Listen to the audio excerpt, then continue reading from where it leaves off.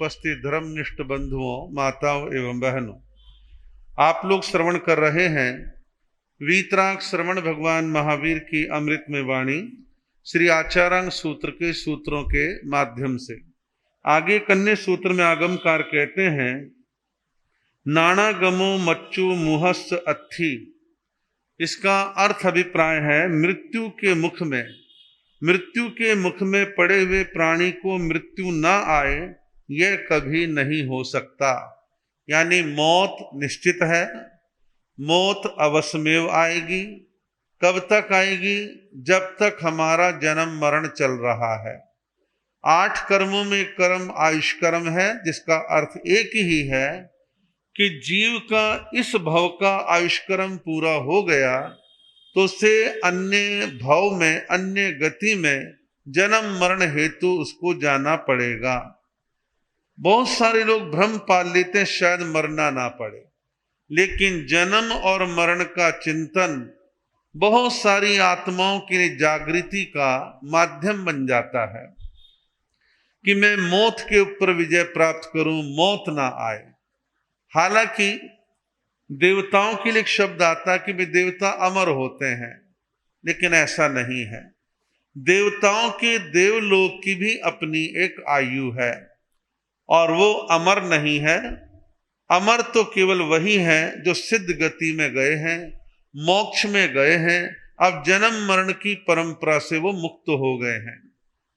जैन कथा कहानियों में थावच्चा पुत्र का वर्णन आता है कि थावच्चा पुत्र जो है अभी छोटा है, बालक है, जिज्ञासाएं बहुत हैं। वो अपने मकान की छत पर खेल रहा था। खेलते खेलते उसने क्या महसूस किया, अड़ोस पड़ोस में, हमारे यहाँ पड़ोस में से कुछ गाने की, बजाने की, मधुर मधुर संगीत की आवाजें आ रही हैं। बच्चा था, समझ नहीं पाया, नीचे आया, अपनी माँ से कहता, माँ ये पड़ोस में से ये मधुर मधुर संगीत, गायन, ये अच्छी अच्छी सुंदर आवाजें क्यों आ रही हैं?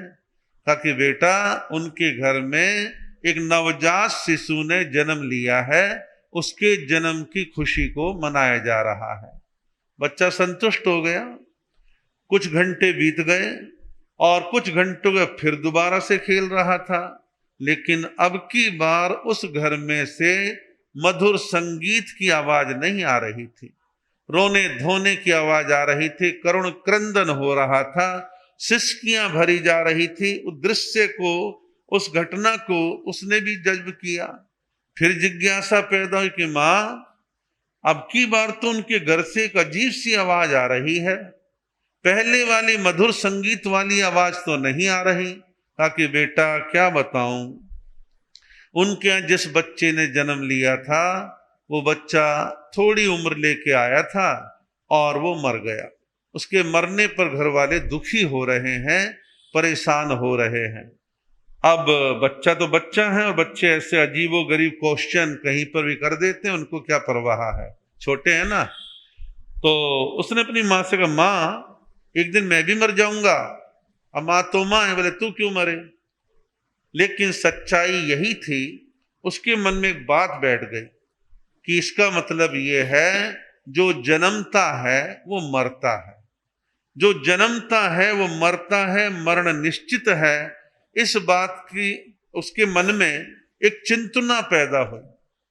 ऐसा कहते हैं, आगे चलकर थावच्चा पुत्र ये जन्म मरण की परंपरा ही समाप्त हो जाए, इस लक्ष्य को लेकर के साधना के मार्ग पर आगे लग गया, आत्म कल्याण के मार्ग पर लग गया। लेकिन यहाँ आप और बहुत सारे लोग जन्म मरण को जान करके भी दीक्षा सब लेंगे, ये कोई जरूरी नहीं है। लेकिन प्रेरणा शिक्षा केवल इतनी है कि 8 कर्मों में एक कर्म आयुष कर्म है, और हम बारी बारी अपने हर भाव में आयुष कर्म के पूरा होने पर मृत्यु को प्राप्त करते हैं। हमें जन्म के साथ साथ मरण का भी चिंतन चित्त में रखना चाहिए कि एक दिन व्यक्ति मरता है। आप और हम देखते हैं कितनी तरह की बीमारियां, कितने तरह के रोग इस संसार में लोगों को घेरे हुए हैं। कोई माँ के गर्भ में ही रह जाता है यानी मर जाता है, कोई जन्मने के कुछ महीनों दिनों के बाद मर जाते हैं, कोई भरी जवानी में चले जाते हैं, कुछ प्रौढ़ावस्था में चले जाते हैं, कुछ अच्छी उम्र प्राप्त करके जाते हैं। लेकिन जाना सबको होता है। 90 साल जिए, 100 साल जिए, 105, 8 कुछ भी जिए, लेकिन जाना होता है। तो इस प्रकार जन्म मरण की इस परंपरा के द्वारा हम चिंतन करें कि हमारा मरण भी एक समय ऐसा आए कि वो अंतिम मरण बन जाए। बार बार जन्म मरण की परंपरा से हम अर्थात ये जीव मुक्त हो जाए। एक और सूत्र कहूंगा, लेकिन सूत्र का मूल थोड़ा बड़ा है, समय बचाने के लिए सीधा हिंदी पर आ रहा हूं। आप उसके भाव को समझेंगे। आगमकार कह रहा है, हम ऐसा कहते हैं, ऐसा बोलते हैं, ऐसी प्रारूपणा करते हैं, ऐसी प्रज्ञापना करते हैं। क्या? किसी भी प्राणी, किसी भी भूत, किसी भी जीव और किसी भी सत्व को न मारना चाहिए, यानी नहीं मारना चाहिए, न उन पर अनुचित शासन करना चाहिए, न उनको गुलाम की तरह पराधीन बनाना चाहिए, न उन्हें परिताप देना चाहिए, न उनके प्रति किसी प्रकार का उपद्रव करना चाहिए। उक्त अहिंसा धर्म में किसी प्रकार का दोष नहीं है, यह ध्यान में रखिए। अहिंसा वस्तुतः आर्य, आर्य यानी पवित्र सिद्धांत है। यहाँ अहिंसा की महिमा को गाया गया है और ये बतलाया गया है कि हम किसी भी प्राणी, जीव, सत्व आदि को पीड़ित ना करें। पहले कहा किसी भी सत्व को न मारें, यानी कि किसी भी जीव को हमें मारना नहीं चाहिए, न अनुचित शासन करना चाहिए।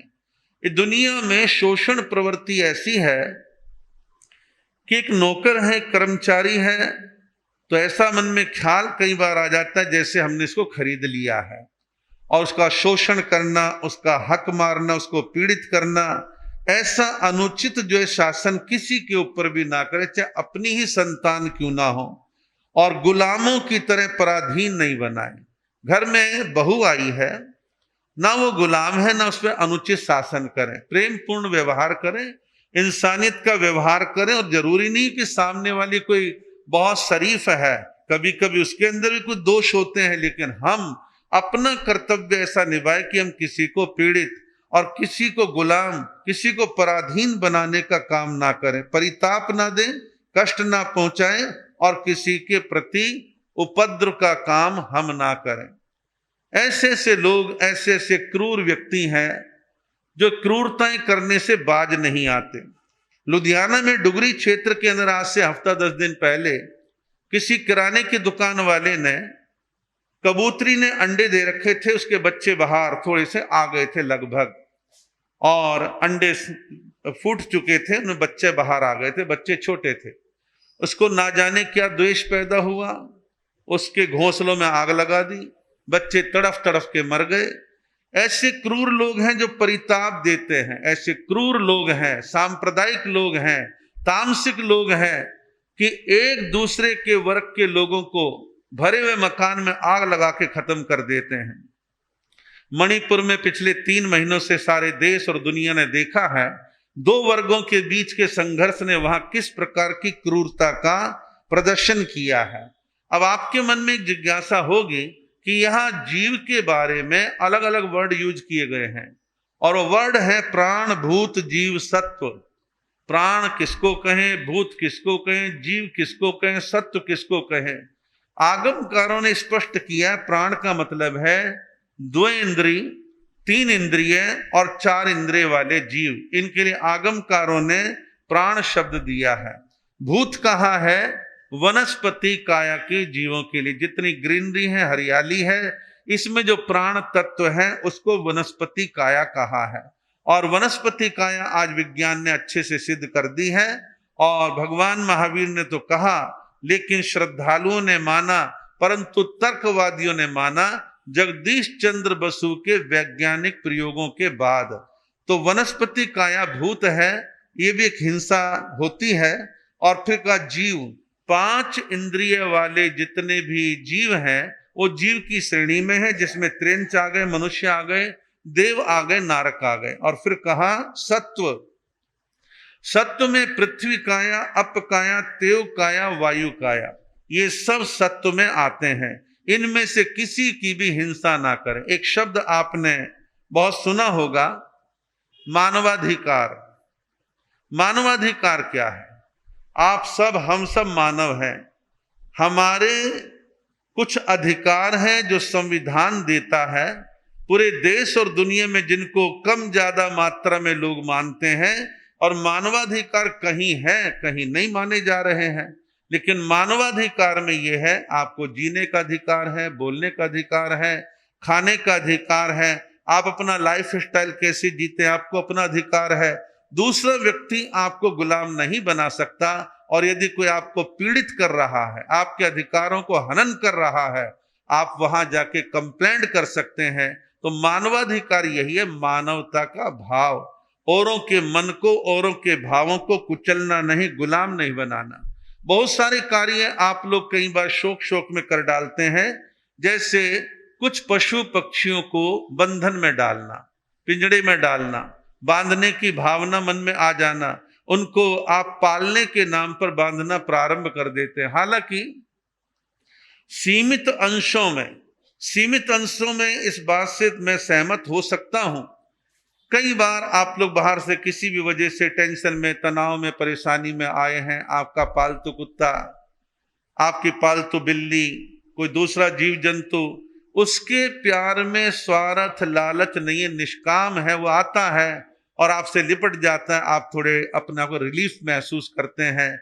और इंसान का व्यवहार तो स्वार्थों से बंधा हुआ रहता है, ज्यादातर, सारे ऐसे हैं ऐसा मैं नहीं कह रहा, ज्यादातर स्वार्थ से बंधा रहता है। तो हम जो है जानवरों के भी हक अधिकारों का हनन ना करें।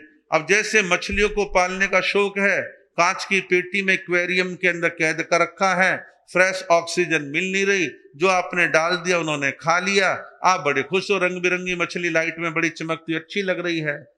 हालांकि ट्रेंड थोड़ा पहले से कम हुआ है, लेकिन कुछ लोग आज भी ऐसा करते हैं। हम किसी पशु पक्षी इंसान को बंधन में ना डालें। और एक चीज आप लोग सब जानते हैं, कोई बच्चा 16 साल 18 साल से छोटा आपके घर में, आपकी फैक्ट्री में नौकरी करता है, काम करता है, झाड़ू करता है, पोंछा करता है, तो आप कानूनी तौर पर उसको रख नहीं सकते हैं। और कहीं निगाह में आ जाए तो आपके ऊपर एक्शन हो सकता है।